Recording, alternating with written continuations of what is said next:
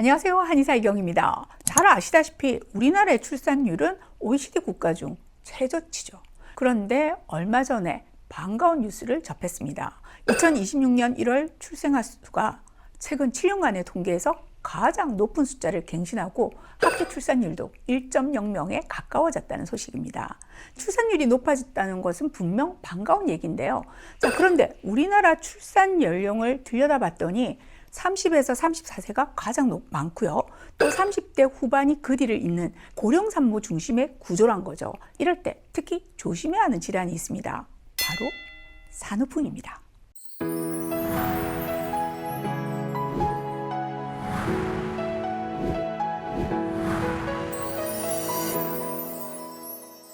차은수 원장님 나와주셨어요. 안녕하세요, 원장님.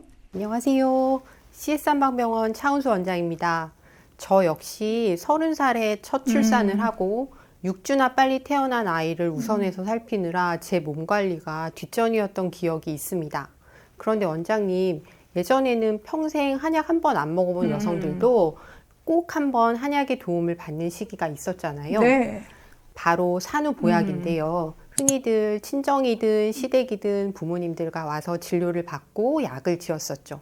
그때 나오는 얘기가 산후풍으로 고생할까봐 였습니다. 네, 맞습니다. 저 역시 30대 중후반에 출산에다가 곧바로 직장으로 복귀해야 해서 특별히 산후관리학에 신경을 많이 썼죠. 그리고 그 결과 지금까지도 건강합니다. 흔히 산후풍을 단순 관절질환으로 이해하고들 계신데, 산후풍은요, 출산이나 유산 후 산욕기 동안 몸의 조리를 잘못해서 발생한 다양한 신체적, 정신적 불편 상태를 말합니다. 대표적인 증상이 관절이나 근육의 통증이다 보니까 산후풍 이꼴 관절통 이렇게 알고들 계신데요. 사실 산후풍은요, 시림과 저림, 체온 조절 이상, 또 오한이나 부종, 어지럼증이나 가슴 답답한 증상 등 전신적인 자율신경 실조 증상까지를 모두 포함한 증후군이라고 할 수 있습니다. 일시적으로 발생해서 자연스럽게 해소되는 통증이나 우울감은 산후풍으로 보지 않죠. 네. 산후풍은 심한 경우에는 평생 지속되기도 합니다. 특히 나이가 많은 고령 산모의 경우에는 회복력이 떨어질 수밖에 없다 보니 산후풍에도 취약하다고 볼 수 있는데요. 그런데 2024년 통계청 자료를 보면 우리나라 첫째 아이 평균 출산 연령이 33.2세 정도로 보고되고 있고 의학적인 고위험 임신군에 해당되는 35세 이상 임신도 점차 늘어나고 있는 추세죠. 당연히 산후풍의 관리도 그만큼 중요해졌다고 볼 수 있습니다. 네, 말씀하신 대로 그 산후풍의 고위험군이 늘어나고 있으니까 당연한 얘기인데요. 근데 문제는 요즘의 풍조가 산후조리에 대한 중요성을 점점 등한시하고 있다는 거, 그거죠.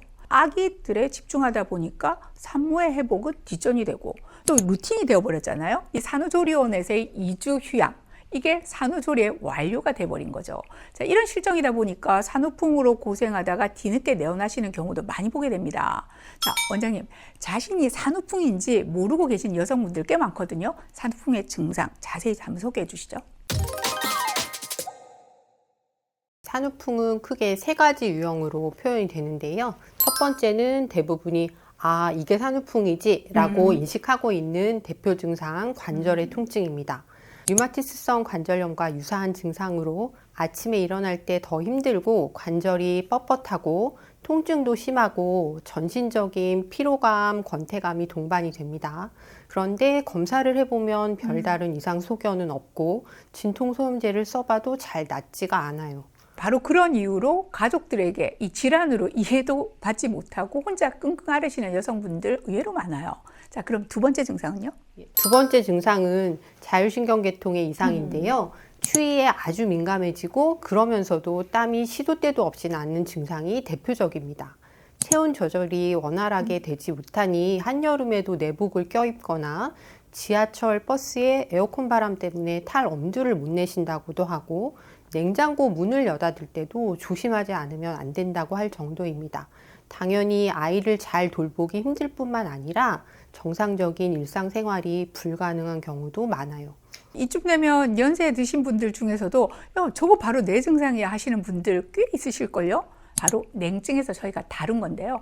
산후풍으로 발생하는 경우들이 꽤 흔합니다. 마지막 세 번째 유형은 우울증의 형태로 오게 되는데요. 출산 후 잠깐 나타나는 우울감과 우울증은 전혀 다릅니다.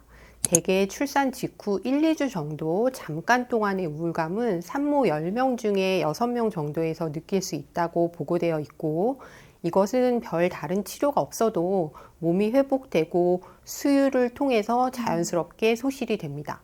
하지만 산후기를 지나서도 계속해서 지속되는 경우는 반드시 시기적절한 진단과 치료가 필요한 상황입니다. 방금 산후기라고 얘기하셨는데요.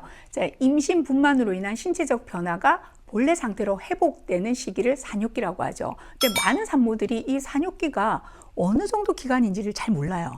보통 산후기는 출산 후 6주 정도를 골든타임으로 보는데요. 이 시기는 자궁과 관절, 체력 회복의 90%를 결정하는 아주 중요한 시기입니다. 그 중에서도 3, 7일이라고 하는 첫 3주간은 누군가의 도움을 필요로 할 만큼 산모에게 중요한 회복기라는 점 잊지 말아주세요. 첫 3, 7일 동안의 오로 관리, 부종 관리, 수유 관리가 원활하게 이루어지면 산후풍을 예방하는 데 큰 도움이 됩니다. 특히 어혈 제거나 기혈 순환을 돕는 한약이 가장 효과적인 시기도 바로 이때라고 할 수 있습니다. 이 시기를 놓치고 산후풍에 이완되고 또 그것이 산후풍인지도 모르는 채로 평생 고생하시다가 60대에야 치료하러 오시는 분들도 꽤 계십니다.